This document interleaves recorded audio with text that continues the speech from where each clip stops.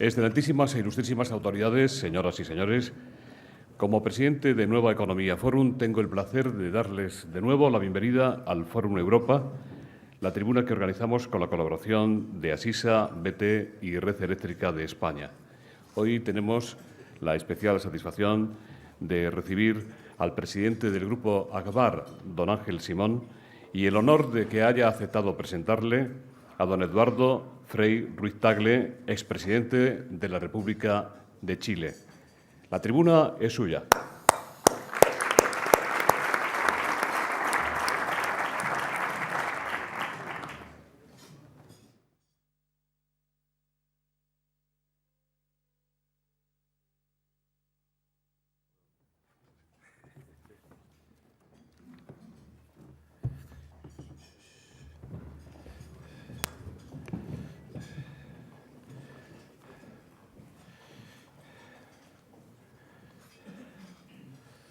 Muy buenos días, un gusto estar acá, saludar a Ángel Simón, a su señora, a todos viejos amigos en esta actividad que con mucho agrado y entusiasmo presento esta mañana en esta conferencia del Foro de la Nueva Economía al señor Ángel Simón, presidente del Grupo Agbar, a quien conozco hace más de una década, cuando llegó a Chile como flamante gerente general de la recién privatizada empresa de agua potable y alcantarillado de Santiago. Este proceso, que ha sido reconocido en todos los foros internacionales como un modelo de transparencia y conveniencia recíproca para el Estado, para los sectores privados y para los ciudadanos, ha permitido y permitió dar una verdadera revolución en la industria del agua, del alcantarillado y del saneamiento. Compitieron más de 10 consorcios y el control se vendió a través de una licitación pública sin que hubieran cuestionamientos. A la fecha, los privados han invertido más de 3.500 millones de dólares que han sido un ahorro para el Estado de Chile. En esta década, Chile pasó a ser uno de los 10 primeros países con mayor cobertura de saneamiento y depuración del agua domiciliaria en el mundo. En este proceso de vertiginosa y vasta transformación de inversiones y de aplicación de nuevas regulaciones, se demostró que el sector privado no solo podía invertir, sino que también podía hacerlo bien y en beneficio de la calidad de vida de los ciudadanos. En esta trayectoria de más de 12 años, Ángel Simón ha desempeñado un papel de liderazgo fundamental. Ha sido el motor en Chile de un nuevo sector que pasó de ser una antigua y burocrática agencia del Estado a una industria de servicios a los clientes, emblema de la preocupación medioambiental del país. Tal vez el rol mío hoy día, esta mañana, hubiera sido hacer una larga lectura del extenso currículum de Ángel, pero yo me voy a referir más bien a lo que significó para mi país este proceso fundamental, porque en el momento que lo iniciamos fue, y era común, y es común hoy día en nuestra América Latina, que los servicios públicos estén en manos del Estado, el agua, la luz, la energía, las telecomunicaciones, el gas. Pero al hacer este proceso, el Estado siguió siendo socio de la empresa, con porcentajes entre el 30 y el 35%.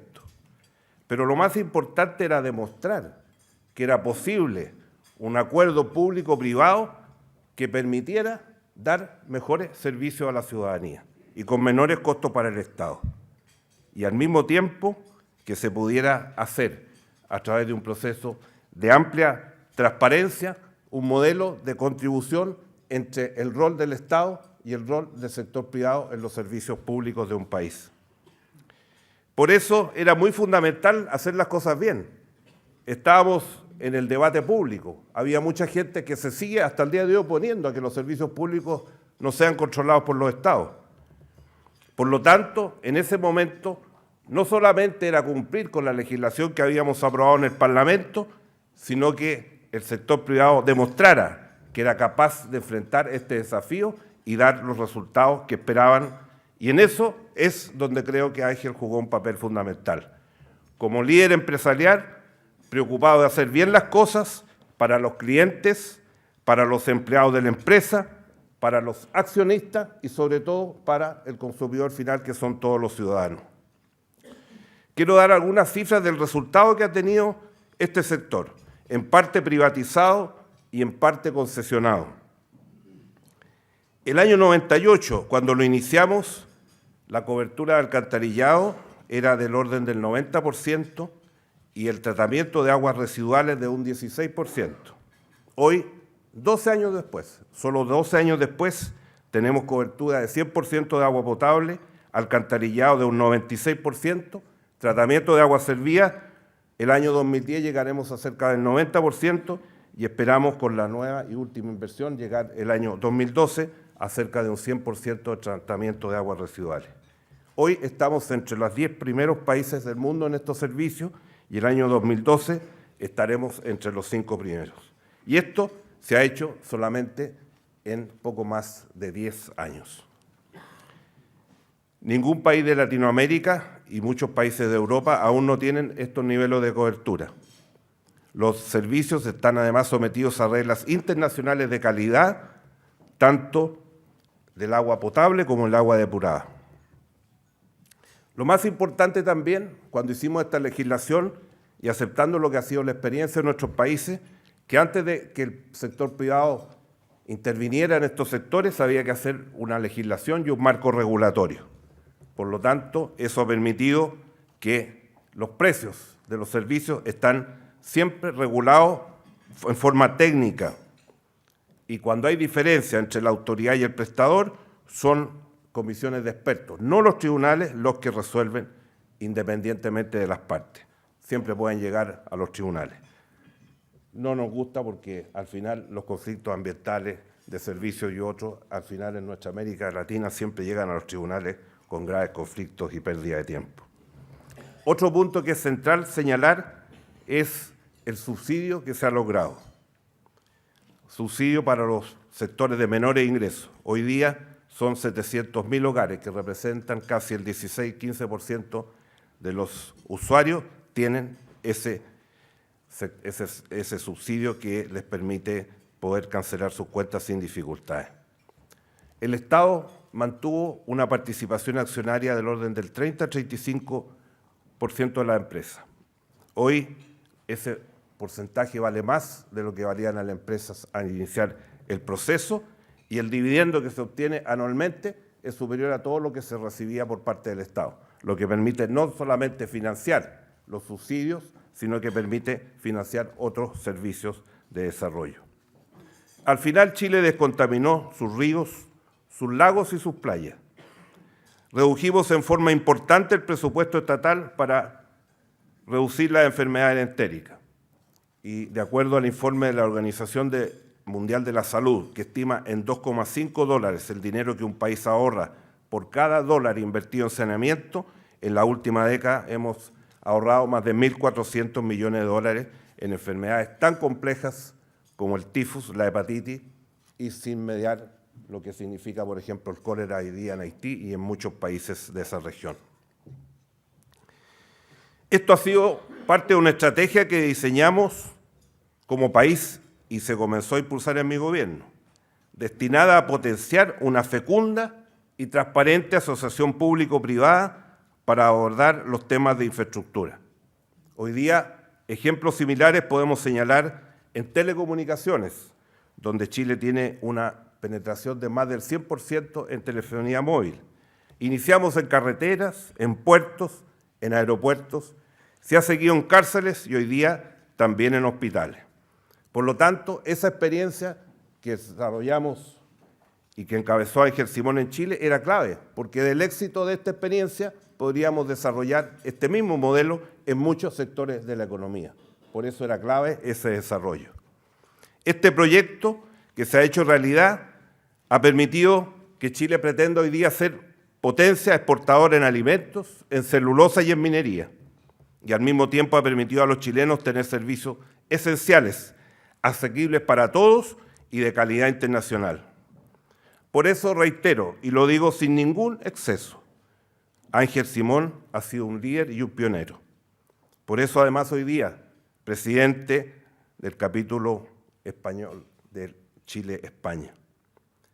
Y por eso mismo, para mí hoy día es un gran honor presentarlo, porque además no solamente he conocido un empresario, he conocido a un hombre, a una persona que llegó a Chile y en muy poco tiempo penetró en la sociedad chilena, se hizo cargo y entendió su idiosincrasia, relaciones políticas con los sectores económicos, con los sectores sociales, logró en pocos años muchos amigos, muchas lealtades, muchas complicidades en un momento importante también para el desarrollo político de Chile, pero por sobre todo porque entendió que en el éxito de esta empresa estaba comprometido no solamente los intereses de Agbar, sino que los intereses de un país que pretendía crear un modelo de intervención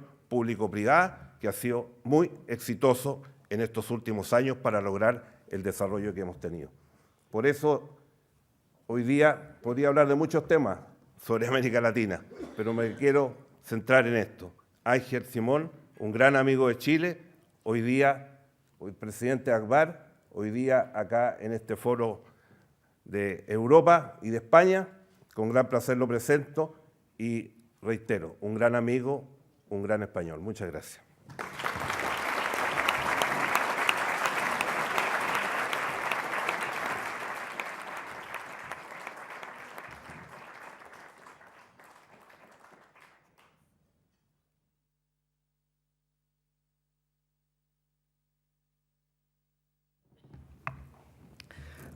Muy buenos días a todos.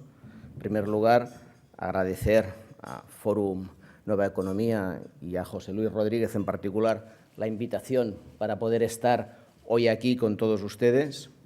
Agradecer a todos ustedes que han venido, que pierden un poco de su mañana para que podamos conversar. Me gustaría después en las preguntas, pues obviamente alargarme un poco sobre lo que ahora voy a comentar. Agradecer a mis amigos, que algunos han venido optativamente respecto a otros actos que habían hoy. No los voy a citar a todos porque seguramente me iba a dejar alguno y siempre quedo mal. A mi esposa sí la voy a citar, por supuesto, ahí hay que quedar bien y además de sentimiento. Y muchas gracias a ti, Eduardo, es decir, porque no pensaba que terminaras como has terminado, es decir, a uno siempre le sonrojan estas cosas, pero sí es cierto que trabajamos muy a gusto, trabajamos muy bien y trabajamos en un modelo que, como tú has dicho, Eduardo, ha sido un modelo de éxito. ¿Y por qué Chile fue un modelo de éxito? Es un modelo de éxito. Yo creo que básicamente fue un modelo de éxito porque hemos sabido dar calidad, continuidad de servicio al ciudadano. Fijaros que Chile ha tenido un terremoto terrible, del cual se está recuperando de una manera impresionante. Ya no es noticia, ha sido noticia por otros temas y además una noticia de éxito también. Pero durante el terremoto, que fue un terremoto terrible, seguimos dando agua, el servicio prácticamente no quedó afectado y la continuidad se garantizó. Cumplimos los objetivos de la calidad de las aguas. Eso ha permitido que Chile esté en un momento económico que le permita exportar muchos de sus productos. Ha sido un modelo eficaz, un precio justo, supervisado por el ente regulador y participado por el Estado. Ha sido un modelo cooperativo, es decir, ha sido solidario con los más desfavorecidos. Los más desfavorecidos tienen acceso al 100% del agua potable, al 100% del alcantarillado y tienen unos subsidios que les permiten tener ese acceso. En resumen, ha sido un modelo, como ha dicho Eduardo, modelo público-privado, un modelo que es exportable, un modelo de futuro, un modelo en definitiva, yo creo que ha sentado en nuevos valores y un modelo que hay que tener en cuenta. ¿Por qué funcionó ese modelo y por qué no han funcionado otros modelos? Pues ese modelo esencialmente funcionó porque cada actor cumplió con su papel. ¿Qué quiere decir? Quiere decir que la legitimidad que tenía cada actor sumó en un conjunto sólido que lo hizo posible. La Administración reguló bien y reguló sin intervenir. El presidente Frei sabe lo que le costó esa regulación. Le costó una ley. El embajador de Chile aquí presente en aquella época era senador, si no recuerdo mal, y sabe también lo que costó aprobar esa ley. Mi amigo Pickering, subsecretario de Obras Públicas en la época, que está aquí presente y que ahora es el presidente de la Asociación de Empresas Sanitarias de Chile, también sabe lo que costó. Una ley que costó muchos años, pero tuvieron la paciencia de hacer una ley creando un organismo regulador, creando instrumentos eficaces, dotando, que no es fácil, pero además es importante, de funcionarios competentes estos organismos reguladores, poco intervencionismo, un marco muy bien establecido, mucho control y, sobre todo, estabilidad y seguridad jurídica que garantizó el Gobierno Frei y garantizaron los posteriores gobiernos que han habido en Chile. Por lo tanto, la Administración hizo el papel que le tocaba jugar. La empresa privada, como empresa privada, éramos muy conscientes de que el compromiso que habíamos adquirido al entrar se tenía que cumplir todo.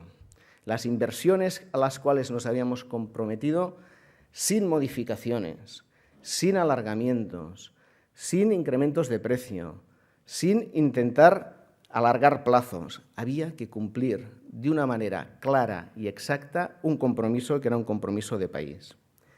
Además, hay que ir a los sitios, hay que aportar el conocimiento y el know-how, hay que aportarlo, hay que dejarlo y hay que arrastrar al resto del país en ese conocimiento, con un ánimo de permanencia. Y el ánimo de permanencia, y eso quiero repasarlo, somos los únicos que, habiendo invertido en Chile en el año 99, continuamos. Muchas de las empresas sanitarias que invirtieron en su momento ya vendieron. El conocimiento en el país está en quedarse, hacer un polo y una red que conecta con el resto y, evidentemente, con esa rentabilidad que el accionista pide, pero con una rentabilidad a un plazo determinado, no a corto plazo. Y, sobre todo, con una responsabilidad social. Las empresas tenemos que tener clara la responsabilidad social. No es un mero instrumento comunicativo. La responsabilidad social, que desde ACBAR la tenemos muy clara, significa ese equilibrio con nuestros grupos de interés, ese equilibrio con los accionistas, los primeros, dividendos que tienen que recibir, con nuestros trabajadores y con nuestros empleados. Ninguno de estos proyectos seríamos capaces de llevarlos a cabo si no tuviéramos un acuerdo y ellos perfectamente integrados en este proyecto. Con nuestros clientes, sin los clientes, sabiendo que las cosas funcionan, tampoco llegamos adelante. Nuestros proveedores forman parte de nuestra red. No es necesario solo que lo hagamos nosotros bien, sino que nuestros proveedores formen parte de esta red. Y en esos grupos de interés, obviamente, administraciones y sociedad. Hoy, básicamente, lo que yo les quería comentar es que he venido a hablarles como empresario en el sentido amplio de la palabra, con el sentido que la propia RAE lo define, es decir, aquel que, siendo propietario o no de esa empresa, la maneja, la dirige, y yo añadiría algo que no dice el diccionario de la Real Academia, pero que va implícito. Corre un riesgo, da un valor añadido a la sociedad y vive su proyecto con absoluta pasión. Eso es lo que las empresas privadas tenemos que aportar para que los modelos sean de éxito. También tienen que aportar sindicatos y trabajadores. Lo he dicho antes. El sindicato, como representante de los trabajadores, es básico. Si ellos no tienen ese comportamiento de sumarse al proyecto, el proyecto no va a tener éxito. En Chile lo tuvo. La Administración trabajó bien, antes negoció con los sindicatos, nosotros negociamos con los sindicatos y el proyecto salió bien. Y medios de comunicación. Nunca me quejo de los medios de comunicación. Todo el mundo suele quejarse en privado, pero en cambio en público los necesitamos. He visto periodistas, algunos amigos, ¿no? Dicen que de un periodista sabes que es periodista, amigo no, pero vamos a decir que algunos amigos. Yo creo que en los medios de comunicación existe una reflexión siempre actual en que los medios deben de responder ante la opinión pública porque han contraído una responsabilidad con la sociedad. Los medios de comunicación tienen un gran poder enorme, es decir, entran en nuestras casas, entran en las conciencias, opinan, proponen y, sobre todo, pueden dar esperanza o crear crisis de confianza. Los medios de comunicación tienen que incluirse en los proyectos de éxito. Y todos juntos, todos estos elementos, todos que cumplimos nuestro rol, los medios de comunicación también, son los que finalmente hacen que un proyecto sea un proyecto de éxito. Evidentemente, las fuerzas externas que intentan impedir que el proyecto salga bien son enormes, ¿no?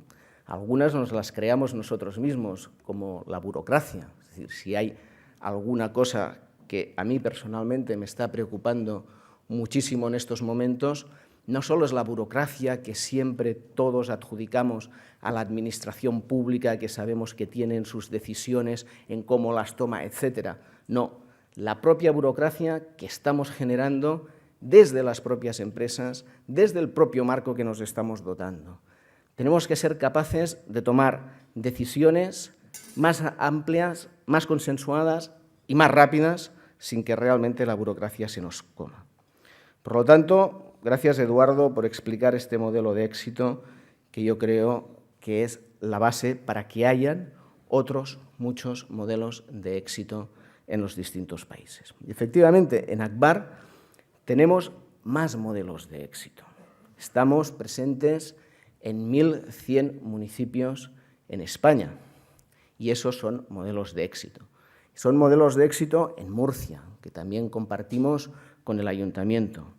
Tarragona, que no me voy a olvidar de citarlo porque su alcalde, como su teniente de alcalde y el presidente del puerto, también están aquí. Tarragona, en que también es un modelo de éxito, en que también hay una coparticipación entre la entidad privada y la entidad pública. Alicante, Valladolid, Granada, Elche, Tarragona, León, Santiago de Compostela. Es decir, podría alargarme citando muchas más y lamento si me olvido de alguno que esté aquí presente. 1.100 en toda España.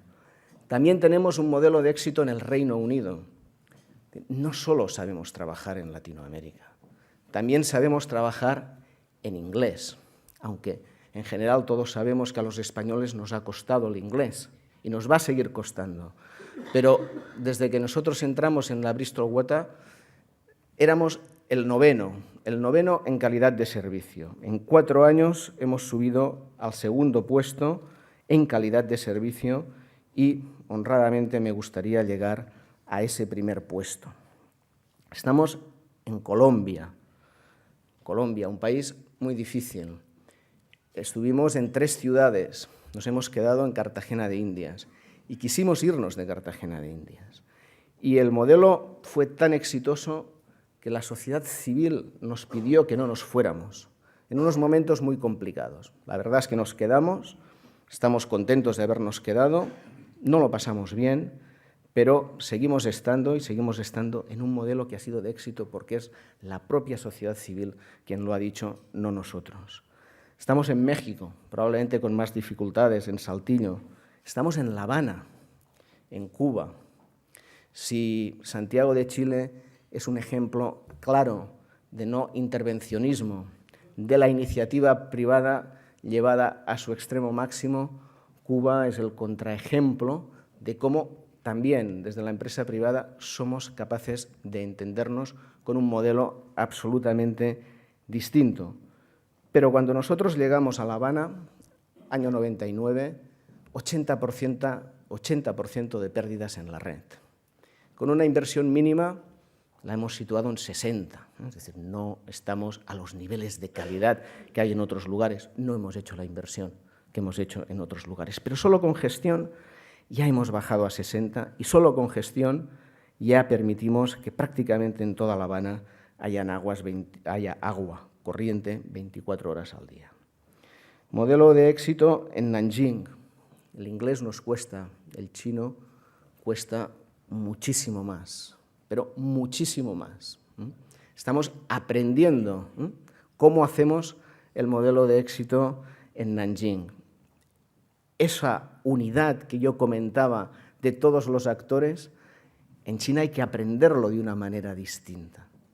No me fue difícil integrarme en Chile, no me fue difícil entender Inglaterra. Es difícil entender China, pero no tenemos más remedio. El futuro pasa por ese entendimiento también de China. Estamos en Orán, Argelia. No tenemos ningún problema en entender Argelia, ninguno. Nuestra historia, nuestro conocimiento, ningún problema. Aquí mi amigo Tony Jardén de Gas sabrá si tiene algún problema, pero los entendemos. No son fáciles, pero los entendemos. Modelo de éxito. Primera empresa en Orán en calidad de servicio en toda Argelia. Estamos en Lima, Perú. Todos estos son modelos de éxito. Pero el principal modelo de éxito dentro de Akbar es que somos capaces de estar en muchos sitios distintos, muchos sitios diferentes, pero siempre adaptados a la idiosincrasia local, pero con una visión transversal. Una visión transversal de ética, una visión transversal de tecnología, una visión transversal de conocimiento. Y también es un modelo de éxito que hayamos conseguido pervivir a lo largo de 143 años.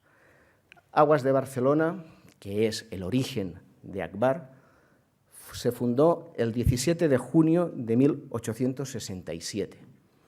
Para los amantes de la historia deben recordar que en España, entre el 1864 y el 1868, hubieron 7 gobiernos. 7 gobiernos hasta que Isabel II se exilió en Francia. Nuestro embajador francés que está aquí sabe que siempre terminamos exiliándonos en Francia, cuando hace falta. 7 gobiernos, una etapa absolutamente convulsa de nuestro país. En esa etapa, unos accionistas, decidieron poner dinero en el país para hacer la primera traída de aguas a la ciudad de Barcelona y vender el agua y competir con el ayuntamiento. Momentos muy difíciles que el gran Benito Pérez Galdós narró en los episodios nacionales. Benito Pérez Galdós recorrió el país, nosotros también recorrimos el país, y describió perfectamente lo que era España en aquella época. Ahora no son tiempos fáciles, pero no son aquellos tiempos. Por lo tanto, es en estos tiempos, cuando las cosas no son fáciles, en que los empresarios tenemos que mirar hacia el futuro, en el que una empresa como la nuestra y como las de ustedes que están aquí, tenemos esa obligación de pensar en global y de pensar hacia el futuro.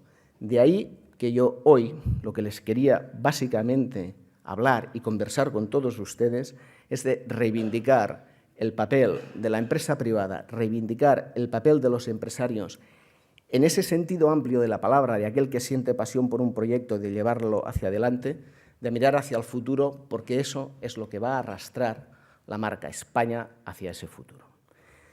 España ha tenido éxitos deportivos. Los de mi generación, cuando éramos pequeños, solamente Orantes, Santana conseguían alguna cosa, ¿no? Si os acordáis, ¿no? Era impensable, aquí me han hecho una lista y que no la puedo citar toda, es decir, Rafa Nadal, un Pau Gasol, una Laia Sanz, un Jorge Lorenzo, la Gemma Mengual, etcétera, etcétera, y evidentemente era impensable que una selección de básquet, una selección de fútbol pudieran ganar lo que han ganado. Hemos dado un salto en el deporte, del individual al colectivo. En el deporte todo se ha asociado para que eso sea un éxito, y España es marca de éxito en el deporte. Yo quiero reivindicar los éxitos empresariales. España también es marca en éxitos empresariales. Y la presencia de Akbar en el mundo, su ética y su buen hacer, también repercute en la buena imagen del país. Yo aquí quiero reivindicar que tenemos sectores muy potentes, que tenemos sectores de telecomunicaciones, tenemos sectores de transporte, tenemos sectores de gas, tenemos sectores de electricidad, tenemos sector de infraestructuras. Y Akbar es uno de los pilares, añadiendo a estos sectores, que es el sector del agua, es uno de esos pilares de éxitos de modelo que las empresas españolas tienen con una visión global. Por tanto, Akbar forma parte de esos pilares de éxito. Nuestro mundo es el agua y nosotros vamos a estar allí donde se nos reclame y se requiera nuestro servicio, allí donde nosotros podamos demostrar nuestra eficacia. Nuestra voluntad como empresa global es ser cada vez más universal. Y Akbar, como empresa global, tiene esa vocación universal dentro del universo del agua. Me van a permitir que, como el agua es nuestro objeto, dedique unas palabras al agua. El agua hay que mirarla desde una perspectiva holística, no solamente. Podemos mirar todas las perspectivas parciales del agua. El agua es fuente de vida, el agua es fuente de creación.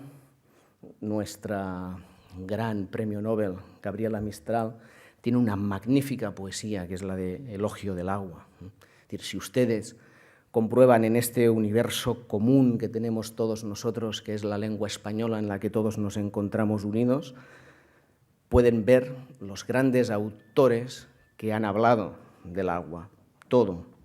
Si se van al griego antiguo, la palabra en griego antiguo cisabros significa dos cosas simultáneamente. Significa tesoro y significa pozo. ¿Por qué? Porque el que siempre ha tenido un pozo tiene un tesoro. Por lo tanto, el agua es un bien y un problema universal. Los objetivos del milenio que han fijado las Naciones Unidas, ustedes los conocen bien, los 7 objetivos del milenio, la mayoría de ellos pasan por una gestión adecuada del agua. La mayoría de ellos pasan por el gran objetivo del milenio, que es la reducción del 50% de la población que no tiene acceso al agua potable y la reducción al 50% de la población que no tiene acceso al alcantarillado. Erradicar la pobreza extrema y el hambre pasa por el agua. Agua en la agricultura, agua en la ciudad, agua de calidad. Lograr la enseñanza primaria universal, podremos decir que directamente no. Promover la igualdad entre géneros y la autonomía de la mujer, podemos decir que no. Reducir la mortalidad de los niños menores de 5 años, lo estudiamos en Chile, cómo habían disminuido de una manera drástica las enfermedades cuando mejoras la calidad del agua. Mejorar la salud materna, combatir el SIDA, el paludismo y otras enfermedades, garantizar la sostenibilidad del medio ambiente, fomentar una alianza mundial para el desarrollo. Como mínimo, 5 de los 7 objetivos del milenio pasan de una manera indudable por una gestión adecuada, una gestión profesionalizada del agua. Y esta es nuestra apuesta. En ese poliedro de diversas caras que tiene el agua, esa es nuestra apuesta. La apuesta por la gestión profesionalizada del agua. 19.000 personas trabajan en el conjunto del Grupo Akbar. De esas 19.000 personas, el 25% son titulados, son gente capacitada, son gente que tiene know-how. Esa es nuestra potencia. 25% que da más de 4.000 personas repartidas por toda esa red de modelos de éxito que he comentado. Por lo tanto, es el futuro. Diversas nacionalidades, diversos pasaportes, que vivirán de manera clara en el futuro en sitios distintos. No va a haber un solo sitio en el que se pueda ejercer profesionalmente, en que la mayoría de ellos están cruzados y casados con gente de distinta nacionalidad. Por lo tanto, el futuro pasa por aquí. El ser capaz de tener en cualquier lugar en el que estés la solución a un problema que puede estar en otro lugar. Y, por lo tanto, que la red funcione. Tanto, esta es nuestra apuesta, es la apuesta del talento, es la apuesta del conocimiento, es la apuesta de las personas, en global, en cualquier sitio en donde estén. Y es la apuesta por la investigación, el desarrollo y la innovación. Y si bien es verdad que este país, a nivel público, a nivel privado, hemos avanzado en investigación y desarrollo, también es verdad que nos queda algo pendiente, que es el de la innovación. Vamos a confesarlo, cómo nos cuesta innovar. Pero esa es nuestra apuesta. En ese conjunto, la industria en general está aplicando el 0,5% de la facturación, de sus ingresos. Nosotros, Agbar, estamos aplicando el 1,10% de nuestros ingresos y lo vamos a mantener.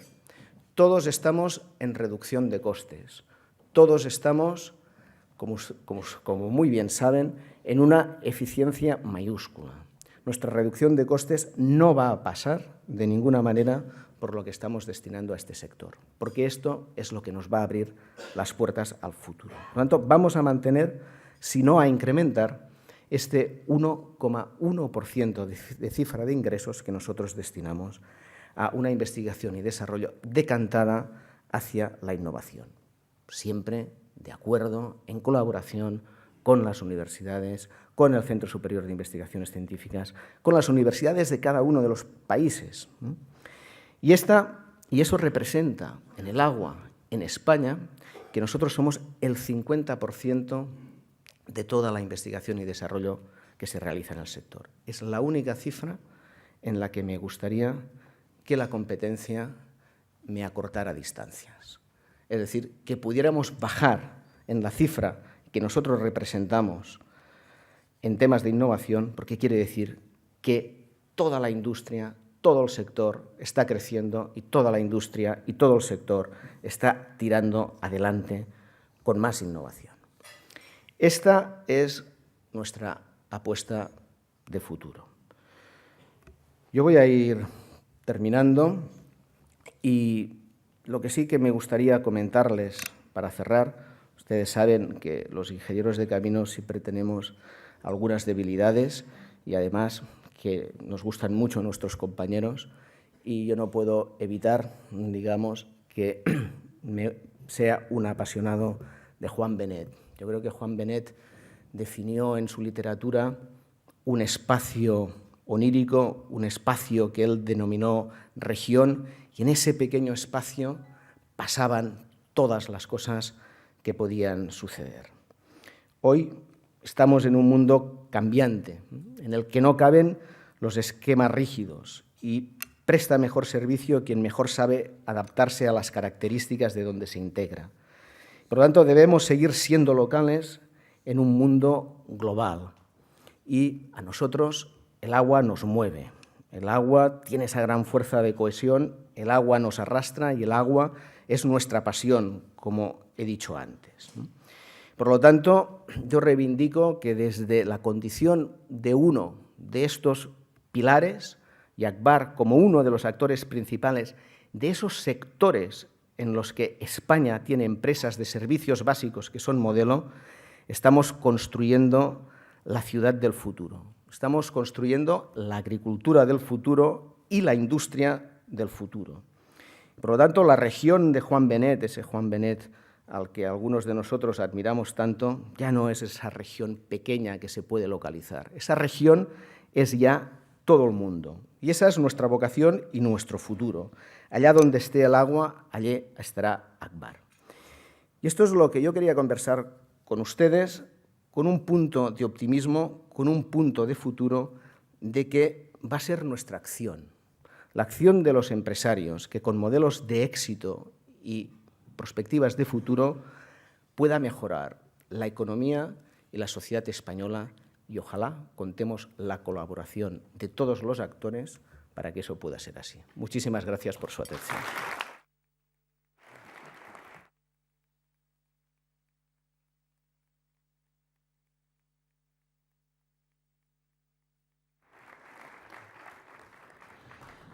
Muchas gracias, presidente Frey, por su introducción y por estar hoy con nosotros. Gracias y enhorabuena a don Ángel Simón por su intervención.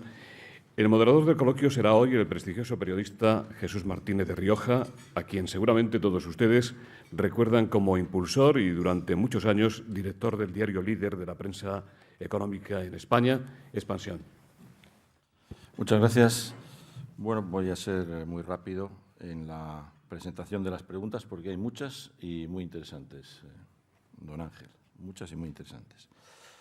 La primera, planteada por don Fernando Jáuregui, de Diario Crítico, dice: con lo que está ocurriendo en las finanzas de los ayuntamientos españoles, ¿podría ocurrir que empezasen a fallar los servicios de abastecimiento, depuración, etcétera, de agua?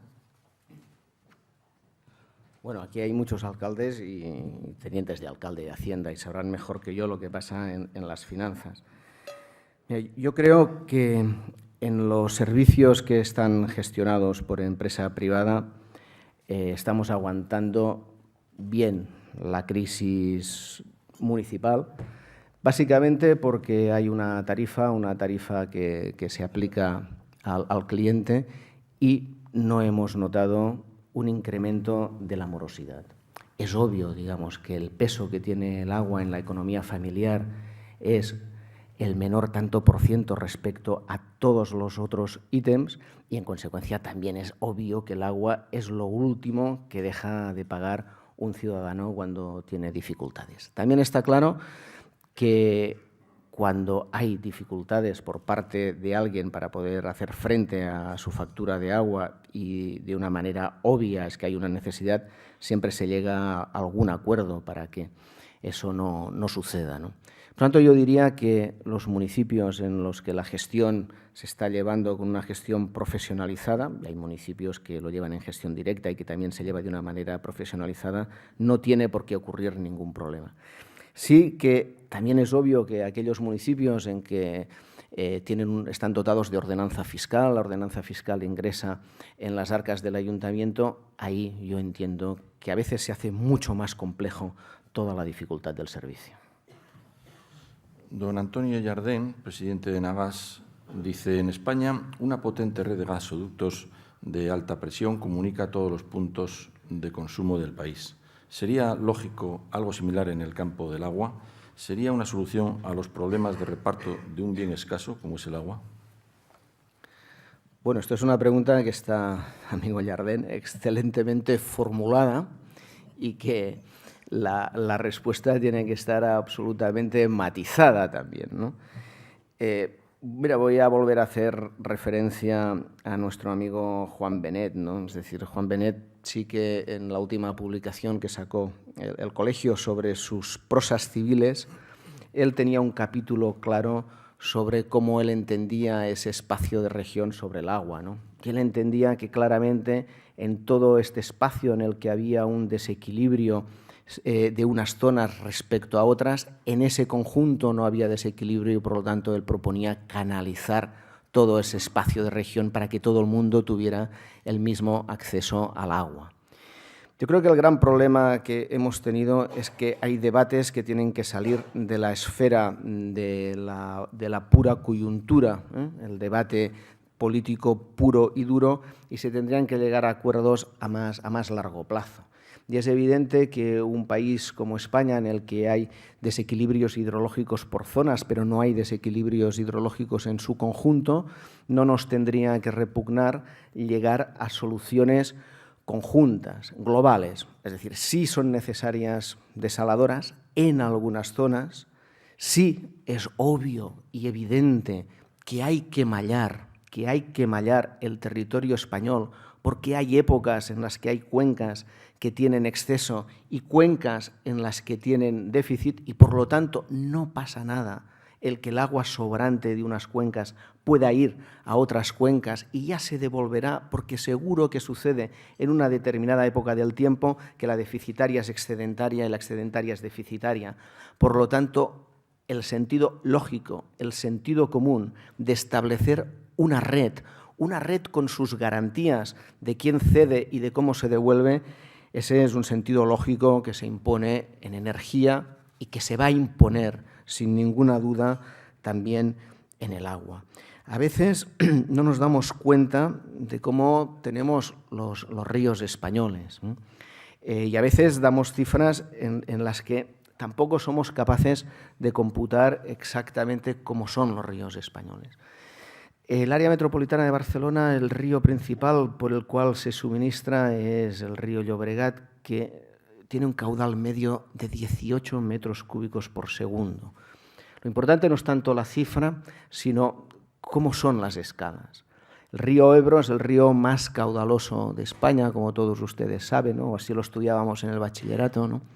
Y estamos hablando, esto Roque, tú conoces el Ebro mucho mejor que yo, 600 metros cúbicos por segundo, ¿verdad? Más o menos. El Ródano, estamos hablando de 2.000 metros cúbicos por segundo. Por lo tanto, estamos hablando de que el Ebro es 30 veces el río que suministra agua a la ciudad de Barcelona. Estamos hablando que el Ródano que desemboca en Marsella, todos los que hemos estado en Marsella, vemos que es 3,5 veces un río Ebro. Y bueno, ya para que nos cifremos en el Amazonas que es el más caudaloso del mundo, pues si el Ródano tiene, ahora hablo de memoria, pero no creo equivocarme mucho, 2.000 metros cúbicos por segundo el Ródano, el Amazonas tiene 200.000 metros cúbicos por segundo, ¿no? Por lo tanto, establecer una red, una malla, España, Francia, estamos en un espacio europeo, estamos en un espacio global. Lo repetiré de manera literaria, ¿no? La región de Benet ya no se sitúa en un espacio pequeñito, en León, no, se sitúa, digamos, en todo el mundo. Bien, hay 4 preguntas sobre el interés de Agbar, si es que lo tiene, en el canal de Isabel II de Madrid. ¿Por qué? ¿Qué beneficios se pueden sacar de esa presencia en el canal de Isabel II? Si es factible a corto plazo. Y si se puede hacer con el canal de Isabel II un modelo similar al implantado en Chile con una empresa privada o mixta que gestione el agua de Madrid. A ver, voy a decir, no voy a decir que me sorprende la pregunta porque me la esperaba, ¿no? Lo que sí, o sea, la pregunta me la esperaba, además dices que hay 4, ¿no? Digamos, quizás sí que me sorprende que me hagan, digamos, que la formulen de esta manera. ¿Cómo no vamos a tener interés por el canal de Isabel II? Si es obvio, si nos dedicamos a esto. Es como ustedes si le preguntan, veo a mi amigo Cornadó, ¿no? Que es contratista, como ustedes saben, de obras, ¿no? De Copisa, y le preguntan, ¿estás interesado en esta obra? Bueno, tú nunca dices que no, estás interesado en todas las obras que van a concursar, las que no se han concursado y aquellas que tú te imaginas, ¿no? ¿Cómo no nos va a interesar el canal de Isabel II? Claro, a partir de aquí, digamos, amigo Jesús, ¿no? Tú eres periodista, digamos, el titular no es Agbar interesado en el canal de Isabel II, pues es obvio, interesado en el canal de Isabel II, en Sao Paulo, en Río de Janeiro y en Kuala Lumpur, interesado en todo lo que se mueva de agua en cualquier lado. ¿Va a salir pronto? Bueno, a mi amigo Ignacio González, que es el presidente del canal de Isabel II, yo no tengo la potestad absolutamente para nada para decir cuáles van a ser los plazos, cuáles van a ser los términos, en qué condiciones. Lo he comentado antes, el modelo de éxito pasa porque la Administración haga el trabajo que tiene que hacer. Por lo tanto, la Administración tiene que definir cuáles son las condiciones en cómo tiene que salir el canal de Isabel II. La empresa privada tiene que ver si esas condiciones les son adecuadas o no, y por lo tanto la empresa privada, ¿cómo no va a estar interesado? Efectivamente que estamos interesados, ¿no? Si puede ser un modelo de éxito, no hay nada que a mí me guste más que podamos establecer esa potencia ya insalvable desde la marca España, digamos, que podamos conectar una red de ciudades como Santiago de Compostela, como Granada, como Alicante, como Murcia, como Madrid, como Barcelona, digamos, en un proyecto común, Santiago de Chile, en un proyecto común y único, cara a la competitividad de nuestras empresas en el mundo global. ¿Qué programa de inversiones tiene Agbar en este momento? ¿A qué nuevos sectores apuntan? ¿Y quiere expandirse y diversificarse Agbar en España? Bueno, el programa de inversiones, yo esto no lo he comentado porque a veces pienso que las cifras aburren, pero nosotros dedicamos una media anual del 20% de nuestros ingresos a inversión. Por lo tanto, yo creo que si lo calculamos así, no es fácil ver que haya empresas que sean tan intensivas en capital. Por lo tanto, nuestro programa sigue siendo el mismo. Vamos a seguir destinando ese 20% de nuestros ingresos totales en inversión. ¿Dónde? Bueno, lo he manifestado a lo largo de toda mi exposición. Ahí donde haya una oportunidad en el agua, sea donde sea, ahí vamos a estar. Sí creo que hay un hecho diferencial respecto a los tiempos pasados, ¿no? Y es que la demanda en el mundo no va a pasar tanto por una demanda de inversión de las empresas privadas, sino que va a pasar por una demanda de conocimiento.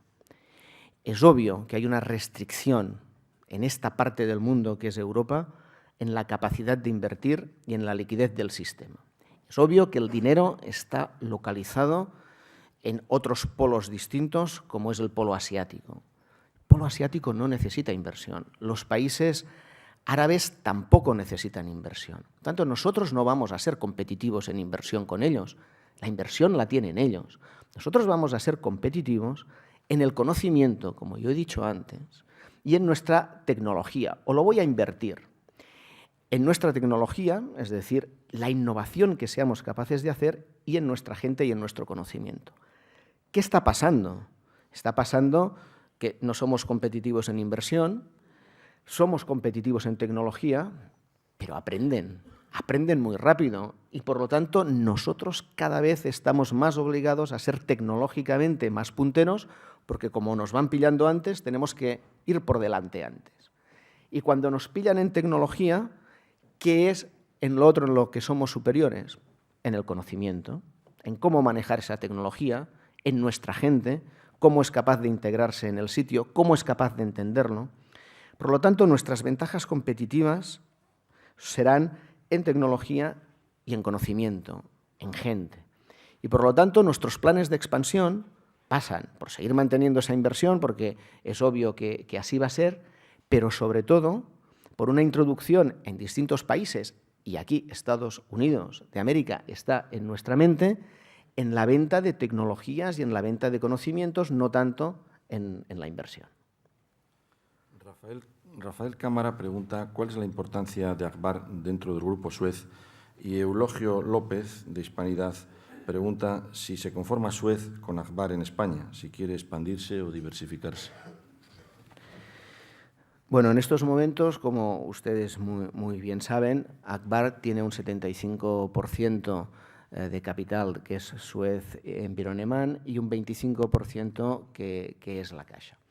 Los acuerdos de accionistas siguen manteniendo que la estrategia de Agbar, pues obviamente, como ha sido siempre en los últimos 40 años, es una estrategia compartida. Por lo tanto, quiere decir que nuestros dos socios están de acuerdo en quién es el presidente, en cuál es la estructura directiva, en cuál es la estrategia de inversión, cuál es nuestra estrategia global en cuanto a venta de conocimiento o en cuanto a los países en los que nos desarrollamos. Están de acuerdo y llevan muchos años haciéndolo. A nosotros, Suez Environnement, como Agbar, nos enriquece muchísimo.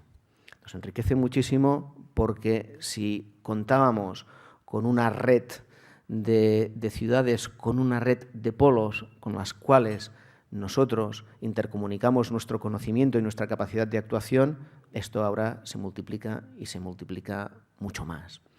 El tamaño importa, e importa muchísimo en el futuro en el que estamos metidos. En nuestra capacidad de actuar en este mundo global, si no hay tamaño, no puedes actuar. Agbar tiene una cifra agregada de ingresos de 3.000 millones, Suez Environnement tiene una cifra consolidada de ingresos de 12.000 millones y que a su vez el control de Suez Environnement lo ejerce GDF Suez, que tiene una cifra consolidada de 90.000 millones de euros. Bueno, todo esto te da una potencia y una capacidad de permanencia y de actuación importantísima.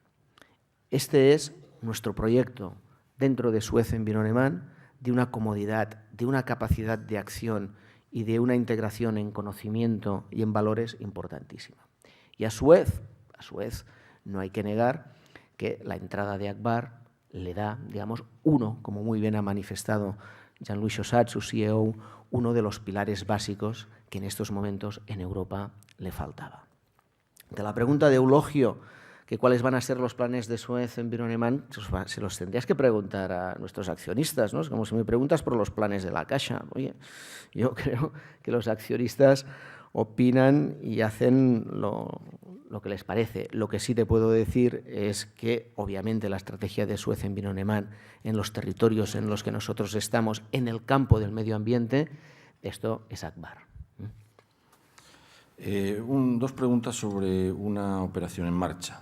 ¿Estarían dispuestos a elevar su oferta por Aigües de Sabadell? Y África Semprún, del Economista, concreta más y dice que Aigües de Sabadell rechaza la OPA por su indefinición y bajo precio, y ellos reclaman que se eleve el precio por acción a 66,6 euros, de 66,6 euros a 85. ¿Están dispuestos a elevar el precio por acción a estos 85 euros? ¿Están negociando con el ayuntamiento? Bueno, yo creo que este es un detalle de una operación concreta, que además es una operación pequeñita en una localidad al lado de Barcelona, que yo creo que a la mayoría de los que están aquí pues probablemente no les debe interesar demasiado, ¿no? Pero, bueno, efectivamente, cuando alguien hace una oferta pública de adquisición de acciones, digamos, lo que está haciendo es dando la oportunidad para que el accionista decide si hace el líquido el valor que tiene, no más. A partir de aquí, el Consejo de Administración decide si cree que el valor es óptimo o no.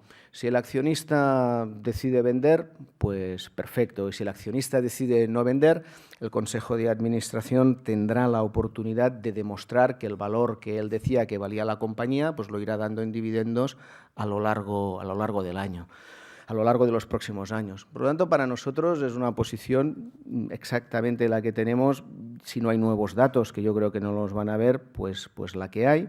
Y además, digamos, una posición en la que nos sentimos muy cómodos, porque creemos que el valor es este, y si el accionista cree que no, pues recibiremos, obviamente, en el futuro el valor que el Consejo de Administración ha dicho que tendrá. Solamente una aclaración. Cuando alguien está en un proceso de OPA, no negocia, no habla, no se manifiesta, no hace publicidad. Por lo tanto, no hablo con nadie, ni con el Ayuntamiento de Sabadell, ni con ninguno de los accionistas, ni hago publicidad, ni digo nada. Lo que acabo de decir aquí es exactamente, digamos, cómo se operan las OPAs en general. Y ese es el proceso. Javier Bove Bioques, de la Diputación de Orense, pregunta ¿cuál es el peso de Agbar fuera de Cataluña y fuera de España? Luego, ¿qué les ha aportado la entrada de Suez Environnement en el capital de Agbar? Bueno, yo creo que esta segunda ya la he contestado antes. Bueno, Orense es una de las ciudades que probablemente no he nombrado, es decir, y por lo tanto ya me disculparás. Y además, digamos, en Galicia, pues podemos decir que Santiago, Pontevedra, Orense, ¿verdad? La segunda ya la he contestado. ¿Y la primera? ¿Cuál era la primera? Era el peso de Agbar fuera de Cataluña y fuera de España. De la factura, de los ingresos agregados, como he comentado antes, de esos 3.000 millones, un 50% aproximadamente son fuera de España. Y el peso de Cataluña en estos momentos es una pregunta que no me la esperaba, pero en cambio sí me la formulan y me la formulan muchas veces, pero no fuera de Cataluña, sino me la formulan exactamente dentro de Cataluña. Porque dentro de Cataluña hay, digamos, esa visión en que nuestro gran peso es dentro de esta comunidad autónoma. Y nosotros facturamos de esos 3.000 millones el 16% dentro de Cataluña. Por lo tanto, nosotros podemos decir que el 16% es Cataluña, el 34% es el resto de España y el 50% es en el resto del planeta. Una pregunta no en la tarjeta no pone quién la plantea, dice, ¿cómo se siente usted y cómo siente Akbar? ¿Catalán, español, francés? ¿Son todos estos componentes los que garantizan la proyección internacional de Akbar y puede facilitar la extensión en las diferentes comunidades autónomas españolas? No hay ningún problema en poner el nombre, ¿no? Es decir, ¿cómo se siente uno? Pues yo me siento bien, ¿no? Y esencialmente es obvio que yo me siento, y yo creo que lo he querido decir en mi presentación, ¿eh? Yo me siento en estos momentos más que nunca ciudadano del mundo. Y el futuro es ese, ¿eh? Y el futuro es que quien quiera tener un trabajo de calidad, un trabajo con conocimiento, un trabajo que aporta valor, va a terminar formándose en una universidad, completando sus estudios en otra de un distinto país, trabajando además en un país distinto y dando vueltas por distintos países, y probablemente, cosa que además nosotros en Akbar hemos visto en nuestra gente joven cuando ha ido a diferentes países, casándose con gente de distinta nacionalidad, con lo cual los hijos de estos dos serán de 3 nacionalidades, probablemente del lugar en el que han nacido y de la nacionalidad de los otros 2. Por lo tanto, yo creo que el ritmo futuro está muy claro cuál es.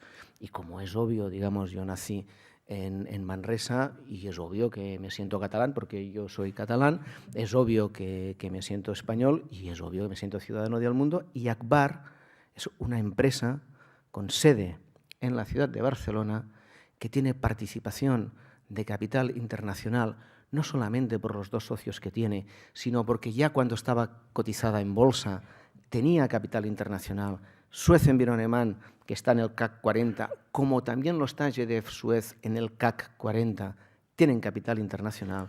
Por lo tanto, todas las empresas en estos momentos que quieran ser algo en el mundo, como las empresas de los pilares que yo he denominado antes, también tienen capital internacional, son empresas de todo el mundo, con personas que trabajan en ellas de todo el mundo, independientemente del sentimiento que cada uno tiene, del lugar de donde es y de donde se siente.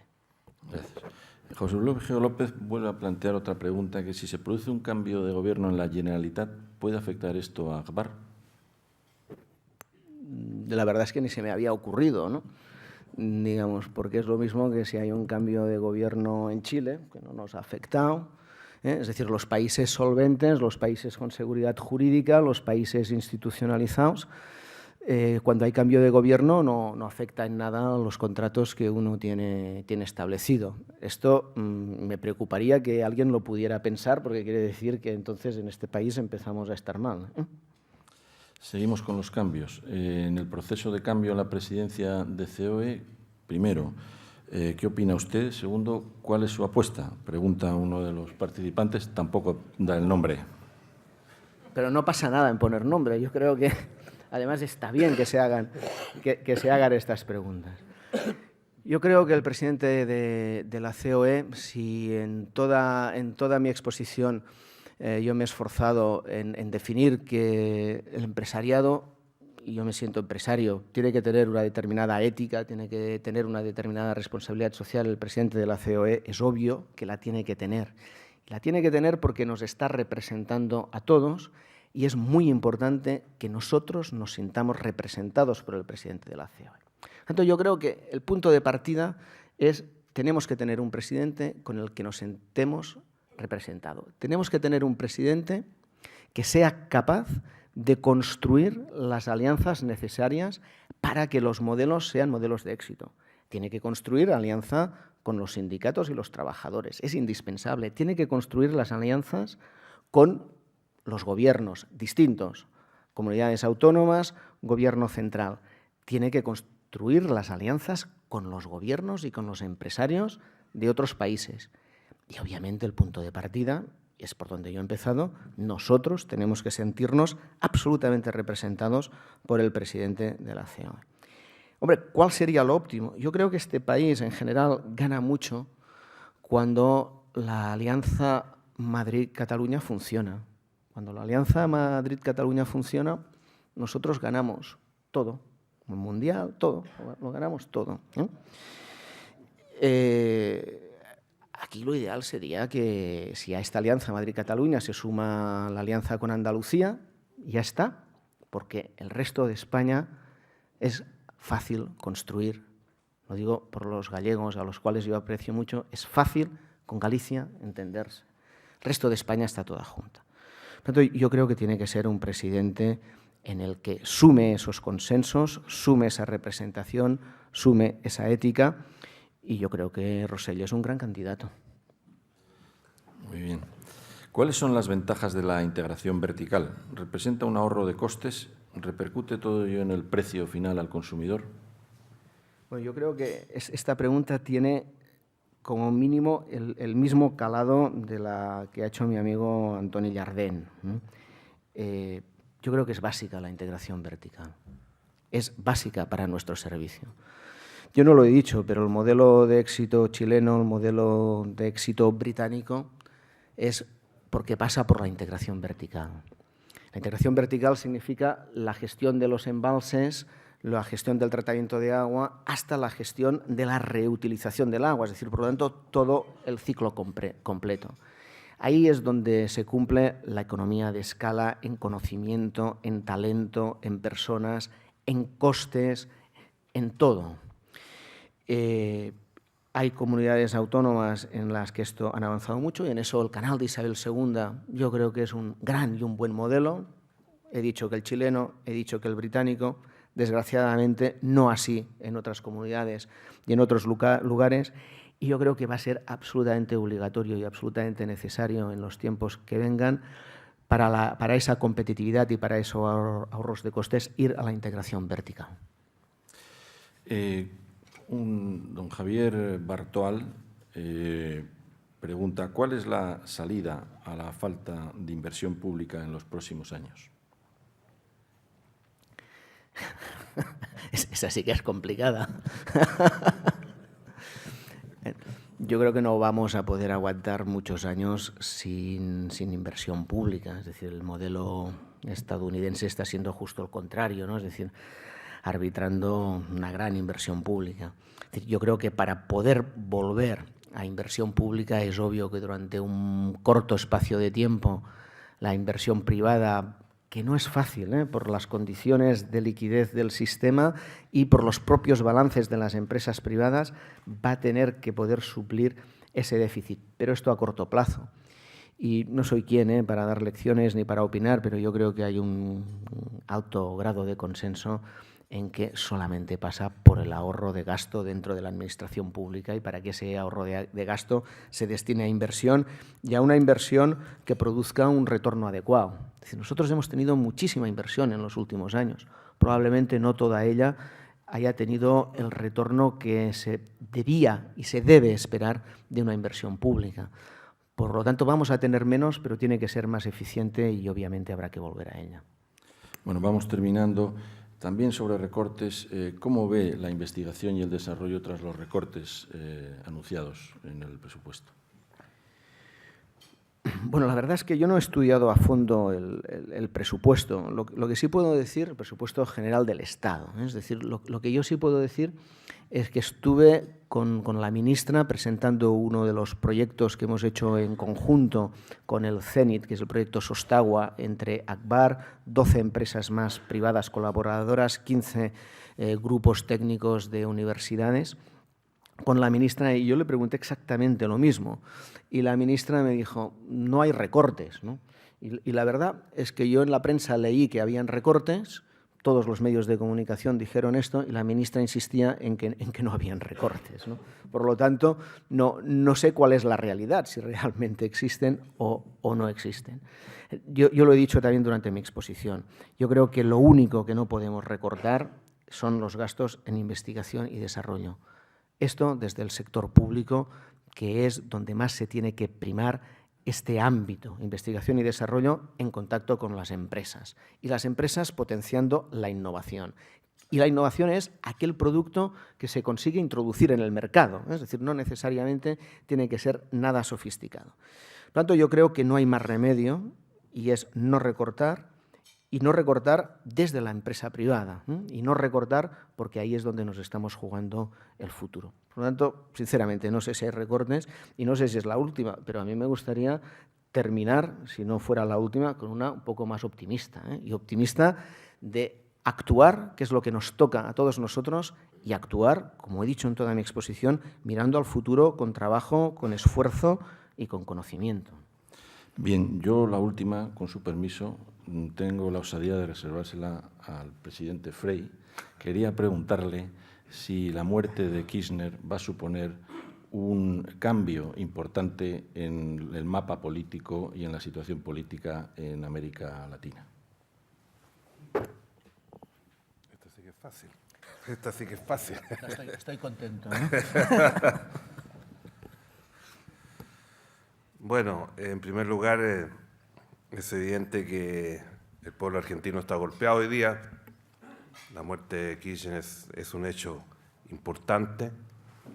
Él fue presidente en un momento muy difícil, asume el año 2003, después de una seguidilla de más de 5 presidencias en el año, y él tuvo la virtud, a mi juicio, de lograr una estabilidad y un desarrollo en general de tranquilidad para el país que no tenía desde hacía varios años. Por eso él va a ser recordado y va a ser reconocido. En el tema de proyección futura en política y en política argentina es bien difícil poder dar señales. Lo que sí, hasta hace algunos días había un debate interno dentro del justicialismo y dentro del gobierno, porque se pensaba hace algunos meses que al final iba a ser Kirchner el candidato, pero en los últimos meses la presidenta Cristina había aumentado fuertemente su apoyo en la ciudadanía y por lo tanto también se presentaba como una candidata muy fuerte. La situación de salud del presidente Kirchner era una situación conocida, había tenido ya varias intervenciones y la última hace algunos meses. Él fue intervenido y le pidieron que mantuviera un reposo, cosa que no hizo, salió de la clínica e inmediatamente siguió con sus actividades.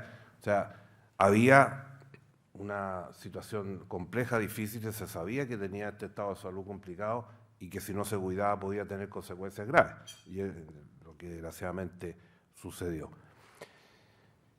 La verdad es que, y lo conversábamos antes de entrar al salón, la política argentina no es fácil. El Partido Justicialista es un partido de amplio espectro y ahí conviven figuras que ustedes también conocen de todo tipo. En el caso de la oposición, han habido en los últimos meses 2 candidatos que se vislumbran como posibles representantes de la oposición. Uno es en el grupo más bien de centro, que es el antiguo Partido Radical.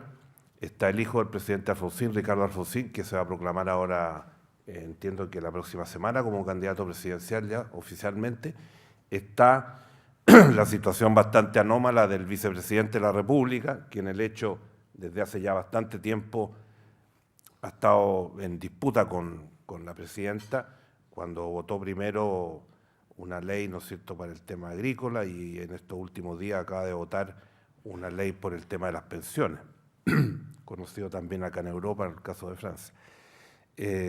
Lo que sucede es que la Constitución argentina es similar a la situación de Estados Unidos. El vicepresidente es presidente del Senado y tiene voto dirimente.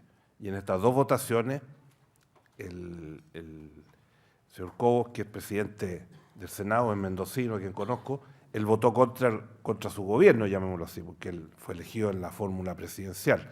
Por lo tanto, ahí se había creado toda una disputa y él tiene un liderazgo nacional importante y seguramente dentro de ese mundo va a disputar con Alfonsín la candidatura. Está también la posibilidad que Macri, que es, ¿no es cierto?, como llaman en Argentina, intendente, alcalde de Buenos Aires, que es una figura de gran respeto y una persona muy eficiente hoy día, también es otra de las figuras que está dentro del marco presidencial. Pero es evidente que una sociedad como la Argentina, que es muy emocional, el hecho de la muerte del presidente Kirchner va a aportar sin duda a la presidenta un apoyo solidario en los próximos meses. No hay que olvidarse que la elección argentina es los primeros días de octubre del próximo año, o sea, estamos hablando en 11 meses más y estamos en el proceso de discusión de quiénes van a ser los candidatos. Hasta el momento no hay un candidato del, llamemos, del justicialismo que tenga la fuerza para luchar contra hoy día la presidenta Cristina o en el pasado hasta que falleciera el presidente Kirchner. Así que la situación es difícil de prever en este momento porque esto pasó recién en el día de ayer, pero sin duda que además hay un factor que hay que considerar. En general, en América Latina, a partir de la década de los años 90, ha habido una permanente decisión de los gobiernos de seguir en los cargos y por eso el hecho de la reelección, que antiguamente prácticamente no existía en ninguna de nuestras naciones, se haya implantado en casi todas. Se ha implantado en Argentina, se ha implantado en Brasil, se ha implantado en Perú, se ha implantado en Colombia, en Venezuela ya todos sabemos ya lo que sucede. Entonces esta verdadera preocupación por los jefes de Estado, por prolongar sus periodos, es una constante en América Latina, no me voy a referir a eso ni voy a comentar lo que pasa en otros países. Yo creo que uno de los temas centrales hoy día en América Latina es el respeto a las instituciones. Y la única manera que los países funcionen es cuando hay respeto a las instituciones. Tenemos presidencias muy fuertes. Yo he sido parlamentario casi 14 años, he sido presidente, así que conozco los dos lados de la medalla. Y creo que en general las presidencias en nuestra América Latina son de un extraordinario poder. Por ejemplo, en muchos de nuestros países, el presidente de la República nombra a los miembros de la Corte Suprema o al Poder Judicial. Por lo tanto, la independencia es bien limitada. Entonces, el poder presidencial es muy fuerte y si a eso le sumamos algunos que pretenden quedarse por muchos años o que se hacen reelecciones en forma permanente, eso va en contra, a mi juicio, de lo que es fundamental, que es la institucionalidad democrática. Y si no se respeta esa institucionalidad, los países pasan a depender de las decisiones de una persona y eso creo que es muy complejo, sobre todo en el mundo global que estamos viviendo hoy día. Por lo tanto, en el caso de Chile, para ser preciso también, no tenemos la reelección continua, sino que después de un periodo, lo que también se debate, pero es un ejercicio en una región donde el presidencialismo es extraordinariamente fuerte, creo que es un beneficio. Así que de la situación argentina podamos seguir conversando en los próximos días. Si me permitieran un pronóstico, yo creo que la presidenta Cristina lo más probable es que sea la candidata del Partido Justicialista y del oficialismo con grandes chances de ganar, salvo que se produzca una candidatura, llamémoslo así, de oposición única frente al Partido Justicialista. O sea, si hay varios candidatos, lo más probable es que ella gane la elección. Muy bien, presidente. Muchísimas gracias. Muchísimas gracias. En futurología política hay que ser muy osado opinar. Muchísimas gracias también, don Ángel Simón, por responder a todas las preguntas. Y ya cedo la palabra a don Eduard Lafitte para que, en nombre de los patrocinadores del Foro de Nueva Economía, clausure la sesión. Gracias. Bueno, buenos días. Pues bien, agradecer a nuestros invitados de hoy, al expresidente de Chile, don Eduardo Frei, y al presidente ACBAR, don Ángel Simón, su presencia, por habernos también contado también todos los planes y proyectos y modelos de éxito que su compañía ha desarrollado en el mundo. Animar a que otras empresas y otros empresarios pues sigan este camino y desarrollen muchas iniciativas de este tipo. Y a todos ustedes pues agradecerles también su presencia y empezarles para otra ocasión. Muchos días.